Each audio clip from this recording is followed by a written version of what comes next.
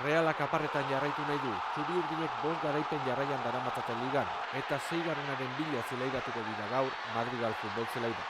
Realak historian lehen mailan lortutako markarik onena berdinduko lukete Jagoba Arrasatenen mutilo. Batez be importanti da bizarko partidu, baina gero irabazitxe bide batez hori lortzen badugu, historian sartzi asko sobeto. Gaurkoa ez da kopa, ez da bigarren aukerarik izango.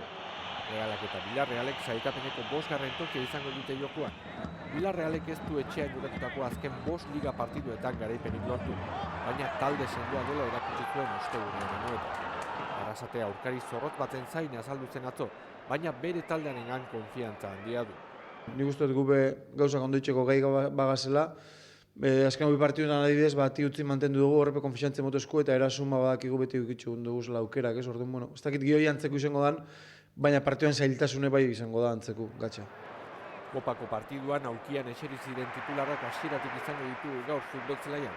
Hamaikakoa, Atletiken aurka garaipena lortu zuenaren oso antzerakoa izango dela esan zuen atzo Realeko entrenatzailea.